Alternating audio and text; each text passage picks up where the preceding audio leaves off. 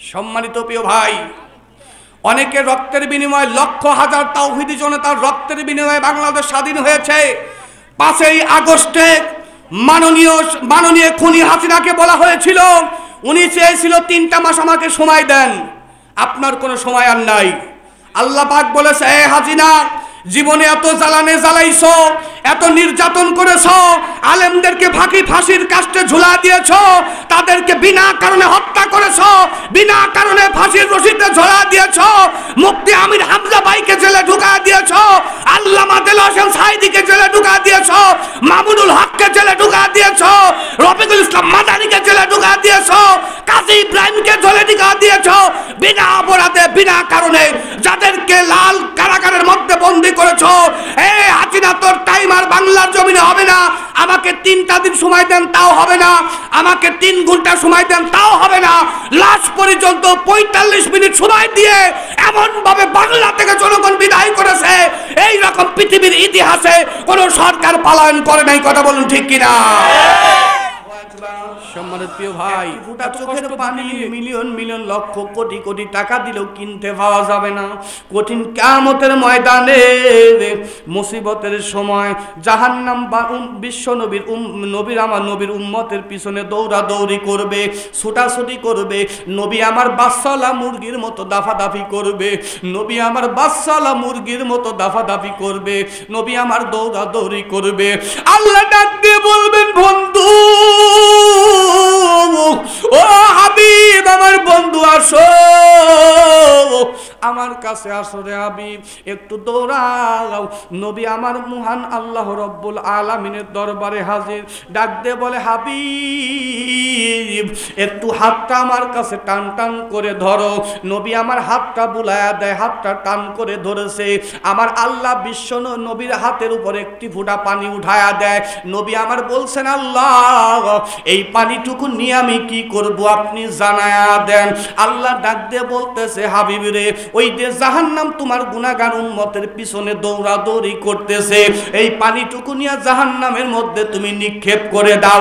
নবী আমার পানিটুকু নিয়া বাজান দেবে, নবী আমার পানিটুকু নিয়া জাহান্নামের মধ্যে নিক্ষেপ করার সাথে সাথে জাহান্নামের আগুন আল্লাহ হারাম করে দিয়েছে।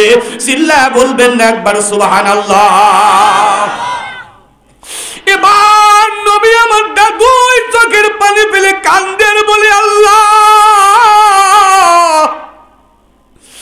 আমি জানতে চাই আপনি কোন জায়গার পানি আমার হাতে উঠায়া দিলেন। আল্লাহ, আপনি কি কোনো সাবমার্সেলের পানি আমার হাতে উঠায় দিলেন নাকি? আল্লাহ, আপনি কি কোনো কুয়ার পানি দিয়েছেন, কোনো সাগরের পানি দিয়েছেন গো আল্লাহ? আপনি কি কোনো বৃষ্টির পানি দিয়েছেন, কোনো সাবমার্সেলের পানি দিয়েছেন, নাকি হাউজে কাউসারের পানি দিয়েছেন? না, এরপরে না আপনি জমজম কূপের পানি দিয়েছেন। আল্লাহ ডাক দিয়ে বলতেছে, হাবিব, আমি আল্লাহ কোনো বৃষ্টির পানি দেই নাই, আমি আল্লাহ কোনো হাউজে কাউসারের পানি দেই নাই, আমি আল্লাহ জমজম কূপের পানি দেই নাই, আমি আল্লাহ কোনো সাবমার্সেলের পানি দেই নাই। হাবিব, তুমি শোনো, আমি আল্লাহ রব্বুল আলামিন যেই পানিটি তোমার হাতে উঠা দিয়েছি, আবুল কালাম আজাদের বাড়িতে একটি কোরআনের মাহফিল হয়েছিল। এই মাহফিলের মধ্যে বসিয়া আমার বান্দা বান্দিরা চোখের পানি ফেলে কান্নাকাটি করছিল রে হাবিব।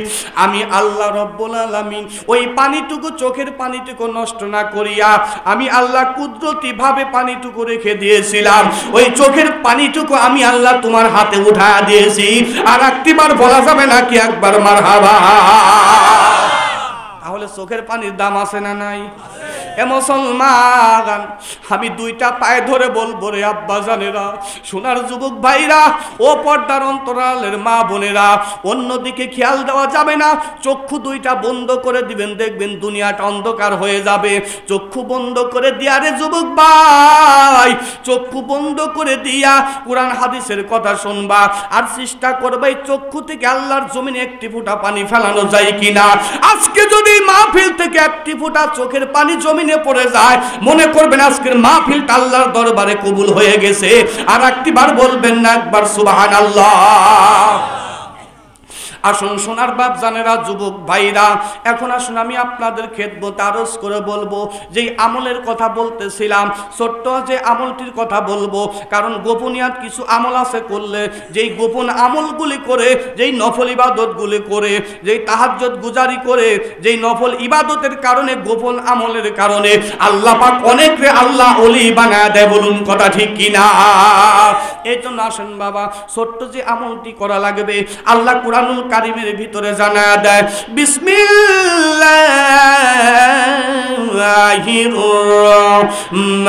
রহমানির রহিম।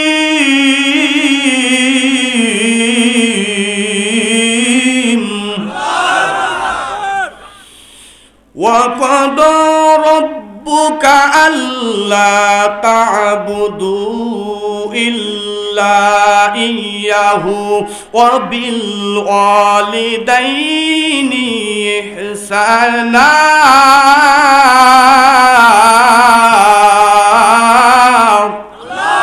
আর একটু জোরে হবেন আল্লাহু আকবার, আর একটু জবান খুলে বলেন রে মুসলমান, আল্লাহু আকবার।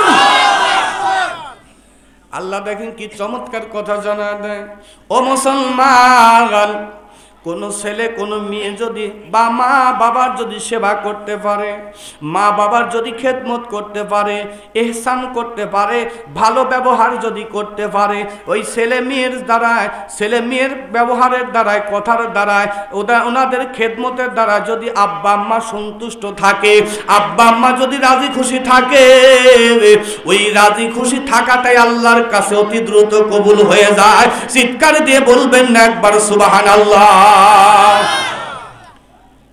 সোনার বাপ জানেরা, যুবক ভাইরা, আমি আপনাদের খেদমতে আরজ করে বলবো, বর্তমান সমাজে কলিজার টুকরা বেটা পানের বিবিকে নিয়া, মুহাব্বতের বিবিকে নিয়া 10 তলার উপরে ঘুমায়, আর বৃদ্ধা মা বাবাকে নিচতলায় ঘুমাইতে দেয়, নিচতলায় জায়গা করে দেয়।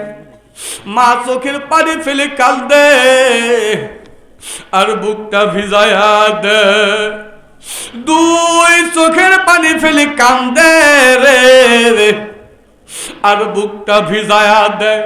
ডাক দিয়ে বলে, আল্লাহ আমাকে নিচতলায় জায়গা করে দিল, এই ঠান্ডার ভিতরে ভালো কোনো লেপ নাই, কোনো কম্বল নাই। বাবা 2 চোখের পানি ফেলে কান্দে রে, আর বুকটা ভিজায়া দে।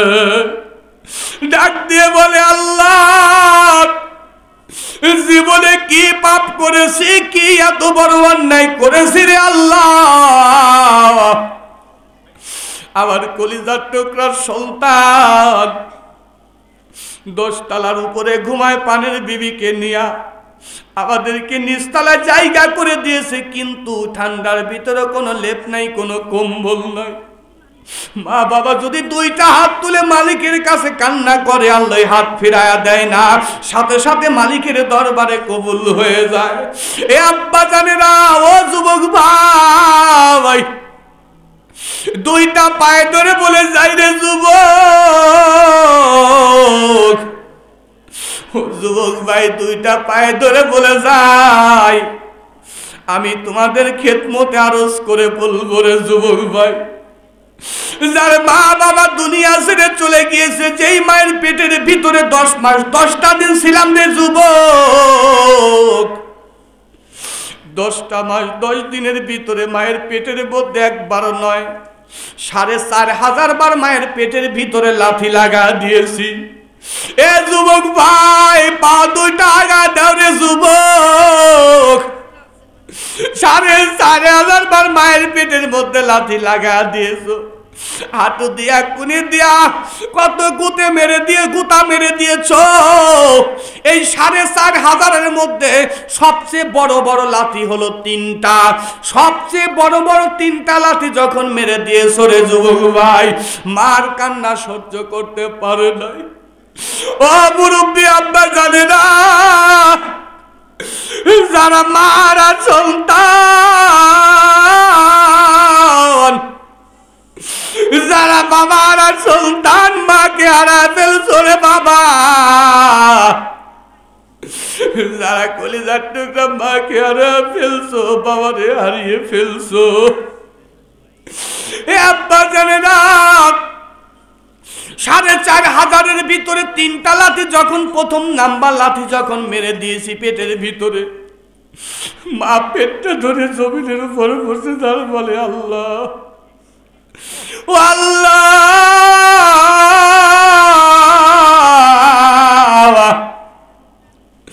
আমার মন বলতেছে আমি মার দুনিয়াতে থাকবো না, আমার মন বলতেছে আমি মার দুনিয়াতে থাকবো না। গ্রামবাসীদেরকে ডাক দিয়ে বলে, গ্রামবাসীরা রে, ও গ্রামবাসীরা, আমি দীর্ঘদিন আপনাদের সঙ্গে চলাফেরা করেছি, একসাথে উঠা বসা করেছি। আমার কথার দ্বারা যদি ভুল হয়, আমার কথার দ্বারা যদি কষ্ট পেয়ে থাকেন আমাকে ক্ষমা করে দিবে। গ্রামবাসীদের কাছ থেকে বিদায় নেয় আব্বা জানেন আমার যুবক ভাই, গ্রামবাসীদের কাছ থেকে বিদায় নিয়ে দ্বিতীয় নাম্বারে পেটের ভিতরে যখন লাথি লাগা দিলা রে যুবক, এ যুবক ভাই, ও সাদাতপুরের মুসলমানেরা, দ্বিতীয় নাম্বার যখন পেটে লাথি লাগা দিয়েছি, মা ওনার জলম দুকুনি মার বাবাকে ডাকে দেয়, ও মা রে, ও বাবা, আব্বা রে, ও মা রে, ও আব্বা, আমার পেটের ভিতরে এমন ভাবে গুতা মেরে দিল রে আব্বা, ও আব্বা, আমি আর দুনিয়াতে থাকবো না, আমি দুনিয়াতে চলে যাবো আব্বা রে। মাকে বুকের সঙ্গে জড়া নিয়ে বলে, মা, ও মা, তুমি আমাকে দোয়া করে দাও গো মা, ও মা, তুমি দোয়া করে দাও। আমি তোমার কলিজার টুকরা বিটি মন বলতেছি দুনিয়াতে আর থাকবো না। মা কলিজার টুকরা বিটিকে জড়া ধরে দিয়ে বলে, আল্লাহ, আমার বিটির গর্ভের সন্তান তুমি দিয়েছো, হেফাজতের দায়িত্বটাও তো তোমার হাতে। ও মুসলমানেরা রে, ও পর্দার অন্তরালের মা, ও মা, ও মা, আমার আম্মা যেন এমনি এমনি কিন্তু মা হয় নাই রে, এমনি এমনি মা ডাক শোনা যায় না, কত কষ্ট করে মা ডাক শুনতে হয়। এবার মা বাবা দোয়া করে দিল, আল্লাহ, তুমি আমার কলিজার টুকরা বিটিরে সুন্দরভাবে গর্ভে থেকে সন্তান ভূমিষ্ঠ করায়া দাও। এবার তৃতীয় নাম্বারে যখন পেটের ভিতরে এমন ভাবে গুতা মেরে দিল, গুতা দেওয়ার সাথে সাথে এবার মা পালের স্বামীকে ডাক দিয়ে বলে, স্বামী গো, স্বামীরে বুকের সঙ্গে জড়া নিয়ে বলে, ও স্বামী গো, তোমার কাছ থেকে বিদায় হয়ে চলে যাব, আমার মন বলতেছে আমি আর দুনিয়াতে থাকবো না, আমার মন বলতেছে আমি আর দুনিয়াতে থাকবো না। পালের স্বামী দুইটা চোখের পানি ফেলে কাঁদতে বলে, দিবি রে, তুমি সত্যই কি আমাকে বিদায়, আমাকে এতিম করে তুমি চলে যাইবা? এমন ভাবে কান্দে আর আল্লাহর কাছে প্রার্থনা করে। সোনার বাপ জানেরা, যুবক ভাইরা, এবার মুহাব্বতের স্বামীর কাছ থেকে বিবি বিদায় নেয়, বলে তোমার সঙ্গে 50 বছর ঘর সাংসারিক জীবন করলাম, আমার যদি চলাফেরা কথাবার্তার মধ্যে যদি কষ্ট পেয়ে থাকো, তুমি একটু দয়া করে ক্ষমা করে দাও। পানের স্বামী চোখের পানি থামাইতে পারে না, এত দরদি মা, দরদি মা এমন ভাবে কান্নাকাটি করে। এবার দুনিয়া যখন সন্তান ভূমিষ্ঠ হয়, এ নবীর উম্মতের দল, লাল। যখন জমিনের সন্তান যখন ভূমিষ্ঠ হয়, কত রক্ত দিয়ে জমিনটা লাল হয়ে যায়, কত মা রক্ত শূন্যতায় কিন্তু মৃত্যুবরণ করে। এ যুবক ভাই, দুইটা পায়ে ধরে বলি রে যুবক, মা বাবা কত কষ্ট করিয়া না খাওয়ায় লালন পালন করলো, সুশিক্ষায় শিক্ষিত করলো, সন্তান বড় হইয়া বড় অফিসার, ছেলেটি ঢাকার জমিনে চলে গিয়েছে, মা বাবার খোঁজ খবর নেয় না। দীর্ঘদিন পরে মা ছেলের কাছে ফোন লাগা দেয়, ছেলে ফোনটি রিসিভ করে বলতেছে, মা তুমি ফোন দিয়েছো, কি হয়েছে বলো তো দেখি।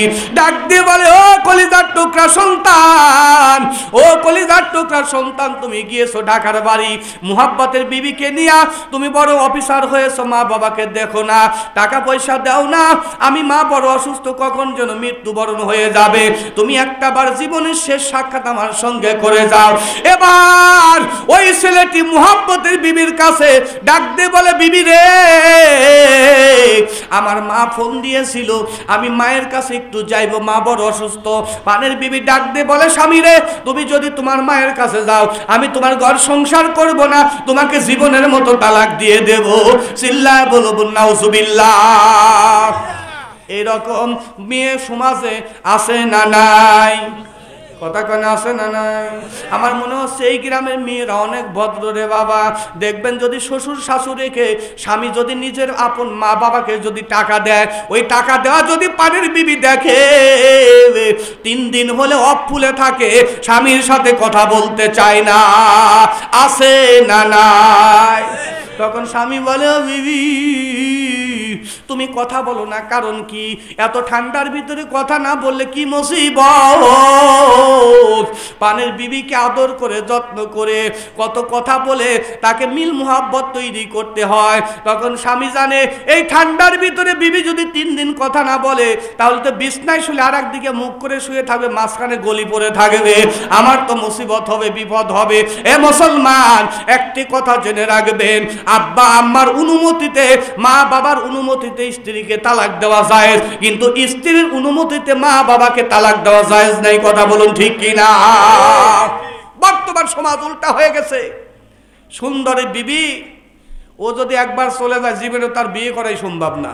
কিন্তু যুবক আছে এরকম পাগল। এই বেটা মিয়া, তুমি টাকা দেখো, তোমার মা বাবাকে টাকা দিছো, তোমার বিবি টাকা দেওয়া দেখতে পারে না, ভাত কাপড় দেওয়া দেখতে পারে না, তোমাকে ধরে নিয়ে ঢাকা চলে যায়, বিভিন্ন সময় বিভিন্ন কথা বলে। কিন্তু একদিক দিয়ে আবার সুবিধা আছে। আপনি যদি বলেন যে তোমার আম্মাকে, আপনি যদি পানের বিবিকে বলেন, দেখো তোমার মা বাবা অনেক কষ্টে আছে, আমার কিডনিটা বাইর করে দান করে দেই, আল্লাহর কসম বলবে দান করে দাও, কোনো সময় না করবে না, দাও দান করে, দাও দান করে, কোনো সুযোগ নাই। লক্ষ লক্ষ টাকা দিবেন, হাজার হাজার টাকা পাচার করবেন, কোনোদিন বলবেন আর টাকা দিও না। কিন্তু আপনার মা বাবাকে আপনি দিবেন, উনার এত মাথা ব্যথায় কোথা থেকে?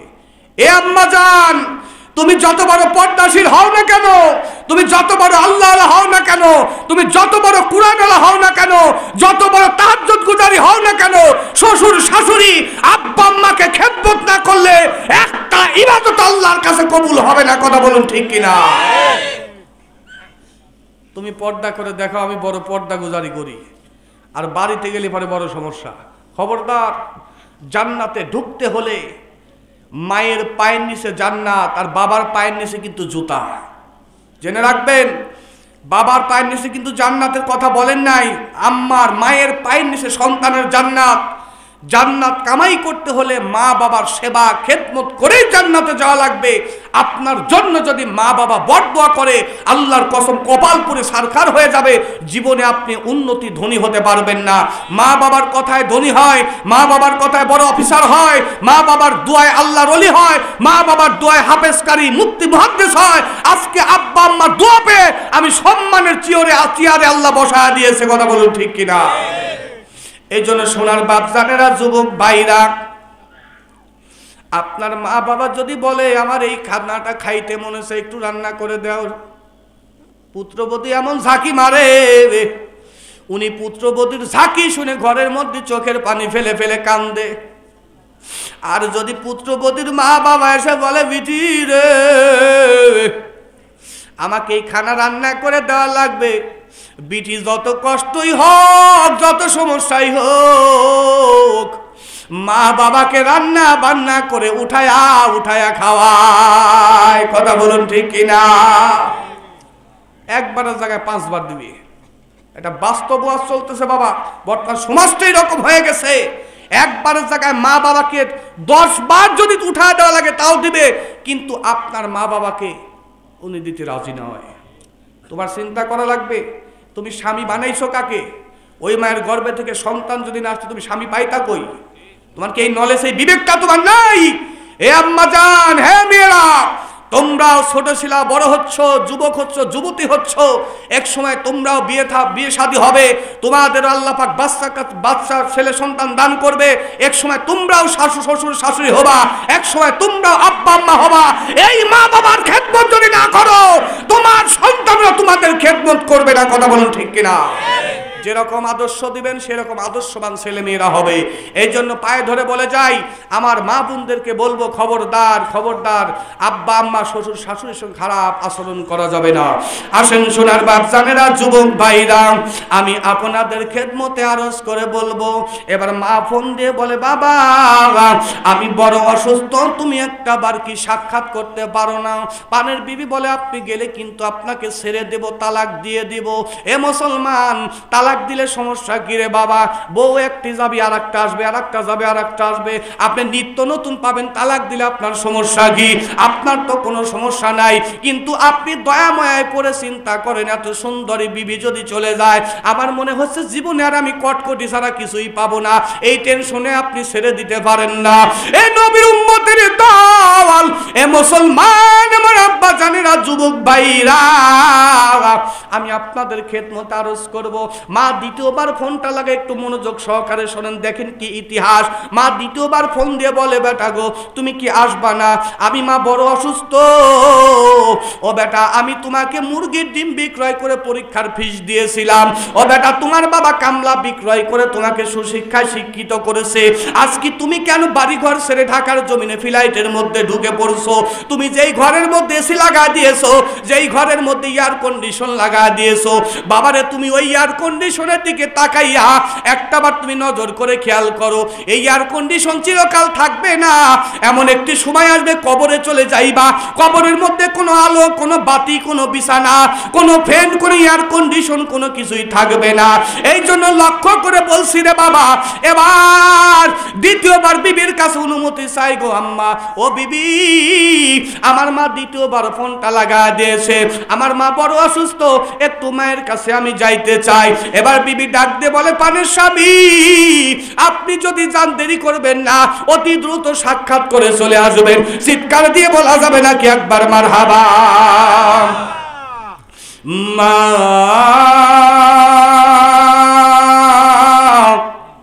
ও মা, মা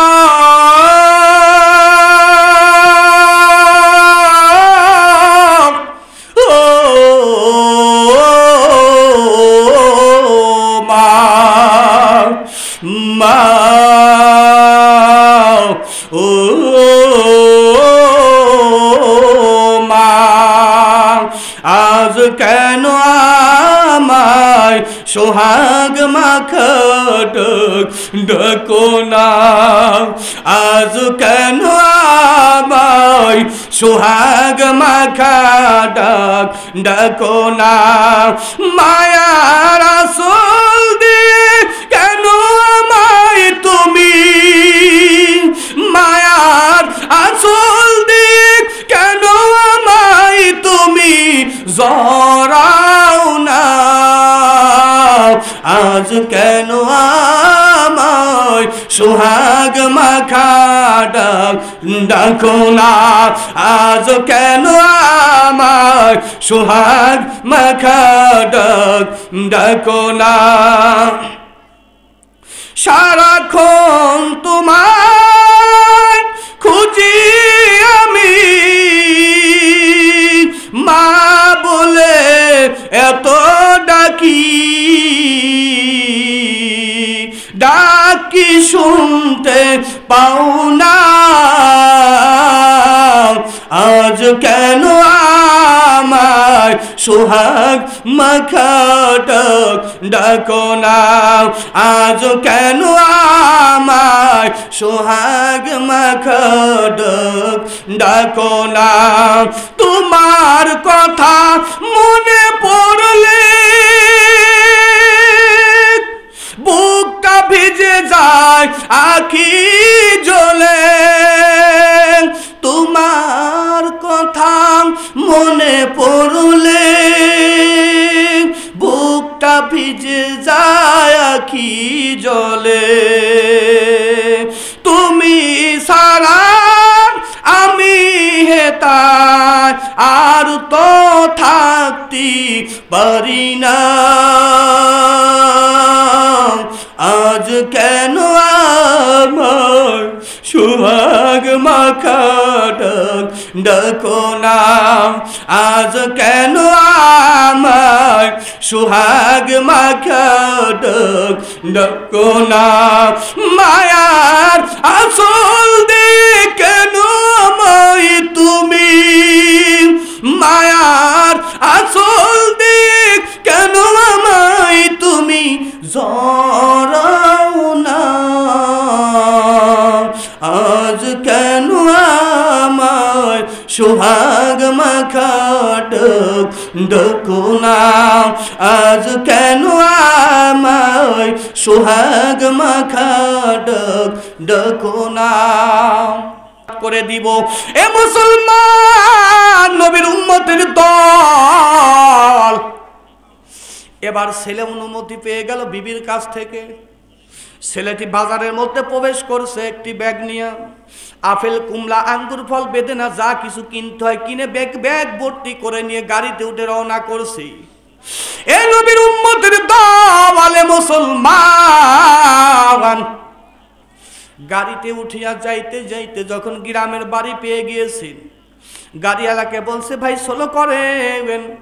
সোলো করার পরে এবার ছেলেটি পা জমিনে যখন নাবায়াত, পা জমিনে নাবা দেওয়ার সঙ্গে সঙ্গে গ্রাম থেকে শুধু কান্নার আওয়াজ, শুধু কান্নার আওয়াজ, শুধু কান্নার আওয়াজ, শুধু কান্নার আওয়াজ।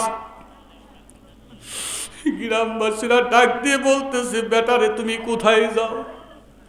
বলতেছে বিটি আমার মা বড় অসুস্থ, 2টা বার আমাকে ফল দিয়েছিল, আমার মা বড় অসুস্থ রে বিটি, আমার মা ফোন দিয়েছিল পানের বিবি আমারে আসতে দেয় না। দ্বিতীয় নাম্বারে আমাকে অনুমতি দিয়েছে আমি ব্যাগ ভর্তি করে আপেল কুমলা বেদেনাগুলি কিনে নিয়ে আসি মায়ের জন্য, আমার মা বসে বসে খাইবে আর আমার জন্য দোয়া করবে। এবার গ্রামবাসীরা ডাক দিয়ে বলতেছে স্যার, ও স্যার আপনার মা দুনিয়ায় বেঁচে নাই গো স্যার, আপনার মা দুনিয়ায় বেঁচে নাই। বলে কি বলেন ও গ্রামবাসীরা? মা কিছুক্ষণ আগে আমার সঙ্গে ফোনে কথা বলছে, মা কোথায় গেল? বলে আপনার মা দুনিয়ার মায়াতে দুনিয়ার মায়া ছেড়ে দিয়েছে, দুনিয়াটা ত্যাগ করে ফেলেছে, নিঃশ্বাস বন্ধ হয়ে গেছে। ছেলেটি ব্যাগটি জমিনের উপর ফেলে দিয়া মায়ের কাটনির পাশে এমন ভাবে কান্না করে বলে মা রে, ও মা তুমি কিছুক্ষণ পূর্বে ফোনে কথা বলছো মা, হঠাৎ করে তুমি এত তাড়াতাড়ি মৃত্যুবরণ করছো মা। ও মা তোমার জন্য কত ফল নিয়ে আসছি গো মা, কে খাবে? মারে তোমার দোয়ায় আমি বড় স্যার, তোমার দোয়ায় আমি বড় অফিসার হইলাম মা, আমার কর্মের টাকা তুমি খাইতে পারো নাই গো মা। আমার পানের বিবি এমন একজন ব্যক্তি, তোমার কথা বললেই উনি কেমন যেন খেপে উঠতো, কথা বলতে দিত না, কেমন যেন রাগিত হয়ে যেত, রাগ করতো, আমি কোনো কাজ করে সুবিধা পাইতাম না। এবার কলিজার টুকরা বেটা হাত তুলে দোয়া করে আল্লাহ আমার মায়ের পায়ের নিচে তো জান্নাত আপনি তৈরি করে রেখে দিয়েছেন গো আল্লাহ। আমার মন বলতেছে আমি তো জান্নাতের যাত্রী হতে পারবো না। আল্লাহ মায়ের খেদমত করতে পারলাম না, মায়ের সেবা করতে পারলাম না। যুবক ভাই রে, যাদের মা বাবা বৃদ্ধ হয়ে গিয়েছে, যার মা বাবা বিছনায় পেশাব পায়খানা করে, এ যুবক ভাই এই হাত দিয়ে মা বাবার পায়খানাটা তুমি পরিষ্কার করে দাও, মা বাবার পেশাবটা পরিষ্কার করে দাও। মা বাবার খেদমত যদি তুমি করতে পারো, ওই মা বাবা যদি একটি সময় এই রোগী অবস্থায় থাকা, অসুস্থ অবস্থায় থাকতে যদি হাত তুলে দোয়া করে, আল্লাহ সাথে সাথে মায়ের দোয়া কবুল করে নিবে। চিল্লা বলুন না একবার আল্লাহু আকবার। কারণ যুবক রে, মা বাবা যখন বৃদ্ধা হয়ে যায়, বিছনা পরে পেশাব পায়খানা করে ফেললে কত রাগ করো রে যুবক। তুমি কেন এত রাগ করো? তোমার পায়খানাও তো মা বাবা পরিষ্কার করছে, তোমার পেশাবও তো মা বাবা পরিষ্কার করছে। এ যুবক, এই প্রচন্ড ঠান্ডার ভিতরে, এমন শীতের ভিতরে তুমি কতবার পেশাব করে দিয়েছো। এখন তো প্যাম্পাস আসছে তো এখন এই যুগে, কিন্তু আজ থেকে 15 বছর 20 বছর আগে তো কোনো প্যাম্পাসের ব্যবস্থা ছিল না। এখন পণ্যে প্যাম্পাস লাগা দিলে দিনে রাতের ভিতরে 4-5 বার যদি পেশাব করে, বাইরে পেশাব বের হয় না। কিন্তু 20 বছর আগের যুবক ঠান্ডার ভিতরে মায়ের কোলটা ভরে পেশাব করে দিয়েছো রে যুবক ভাই। এ যুবক, মা প্লেটে খানা নিয়ে খাইতে বইছে, তুমি পেশাব করে দিয়েছো, পায়খানা করে দিয়েছো, মায়ের প্লেটের মধ্যে পেশাব পড়েছে, পায়খানা পড়ে গিয়েছে, তবু মা জোরে করে তোমাকে ধমক দেয় না, তবু তোমাকে জোরে করে আসার দেয় না, জোরে করে তোমাকে ফাঁকে সরা দেয় না। রাতের মধ্যে কতবার পেশাব করেছো, মা খালি বলে আল্লাহ আমার সন্তান যদি রাতের ভিতরে 4-5 বার এই ঠান্ডার মধ্যে পেশাব করে, আমি মা যদি ঘুমায়া যাই, আমি মা যদি ঘুমায় যায়, এটা সাফ করবে কে, পরিষ্কার করবে কে? আমার সন্তানের ঠান্ডা লেগে অসুস্থ হয়ে যাবে, বড় সমস্যা হয়ে যাবে। মা সারা রাত, এ যুবক ভাই রে, ও যুবক ভাই, মা সারা রাত তাকা থাকে, একটিবার দুইটা চোখের পাতা এক জায়গাতে করতে পারে না। কখন দুধের নেশা লাগবে, ছেলে হাউ মাউ করে কান্না করে উঠবে, মা বুকের সঙ্গে জড়ায় নিবে রে যুবক। মায়ের পেটের মধ্যে তুমি ছিলা, ওই পেটের মধ্যে আল্লাহ পাক দেখেন কি খানার ব্যবস্থা করে দিয়েছে, এমন খানার ব্যবস্থা করে দিয়েছে। মায়ের পেটের মধ্যে যখন ছিলাম, আমার মায়ের পেটের নারী আর আমার পেটের নারী, দুই নারী একসাথে আল্লাহ অ্যাডজাস্ট করে দিয়েছে। অ্যাডজাস্ট করে দিয়ে 10 মাস 10 দিন যে পেটের মধ্যে ছিলাম, আল্লাহ পাক এই 10টি মাস, আল্লাহ পাক 10টি মাস আমার আম্মা জানদের এই মিন্সটা বন্ধ করে দিয়া ওই রক্তটা আমাদেরকে শরীরের মধ্যে আল্লাহ দেওয়ার ব্যবস্থা করে দিয়েছে। ওই রক্ত খেয়ে খেয়ে আমরা লালিত পালিত হয়েছি পেটের ভিতরে। আল্লাহ যদি মুখ দিয়ে রক্তটা পান করাইতেন, ওটা তো নাপাক একটি রক্ত, ওইটা মুখ দিয়ে যদি পান করতাম মুখটা নাপাক হয়ে যাইতো। আল্লাহ মুখ দিয়ে নাপাক না করিয়া নারীর সঙ্গে নারীটা অ্যাডজাস্ট করে দিয়া তিলে তিলে বড় করেছে। আবার দুনিয়াতে আসার পরে তুমি কি খাইবা, আল্লাহ পাক মায়ের এই স্তনের ভিতরে এমন রিজার্ভ করে রেখে দিয়েছে। এ যুবক ভাই, দুইটা পাও আগা দাও রে যুবক, দুইটা পাও তুমি আগা দাও রে যুবক। আল্লাহ পাক কি রিজার্ভ করে রেখেছে, আল্লাহ পাক এই বুকের ভিতরে এমন অবস্থায় তোমার রিজিকের ব্যবস্থা করেছে। এই রিজিকটা হচ্ছে এমন ঠান্ডাও নয়, বেশি গরমও নয়, মিডিয়াম পাবেন আপনার কুসুম কুসুম গরম করে দুধের ব্যবস্থা আল্লাহ করে দিয়েছে, যাইতে তোমার খানা দুধ খাইতে যাতে তোমার কোনো সমস্যা না হয়। এ যুবক ভাই, এমন ভাবে আল্লাহ পাক সিস্টেম করে দিয়েছে, দ্রুত আসলে তোমার ভিতরে মুখের মধ্যে যে তোমার ঠেকে যাইতে পারে, গলার মধ্যে আটকে যাইতে পারে, তোমার সমস্যা হইতে পারে। আল্লাহ ধীরে ধীরে ধীরে ধীরে আস্তে আস্তে করে আসার ব্যবস্থা করে দিয়েছে। তুমি 1 নয় 2 নয় 30 মন মায়ের বুকের দুধ পান করেছো। মা কঠিন কিয়ামতের ময়দানে যদি ডাক দিয়ে বলে, এ সন্তান দাঁড়া দাঁড়া, তুই জান্নাতে ঢুকতে পারবি না। কি হয়েছে গো মা বলো তো দেখি। মা ডাক দিয়ে বলবে, সন্তান রে, একদিন নয় 30টা মন দুধ বুকের দুধ পান করেছো, আজকে একটি ফোঁটা দুধের হিসাব দেও। আজকে একটি ফোঁটা দুধের হিসাব দিয়ে যাও, আমাদের গায়ের চামড়া কেটে মায়ের পায়ের জুতা বানা দিলেও কোনোদিন ঋণ শোধ হবে না, হবে না, হবে না, হবে না। আমাদের গায়ের চামড়া কেটে মায়ের পায়ের জুতা বানা দিলেও কোনোদিন আল্লাহ ঋণ শোধ করবে না। চিল্লায় বলা যাবে নাকি একবার সুবহানাল্লাহ?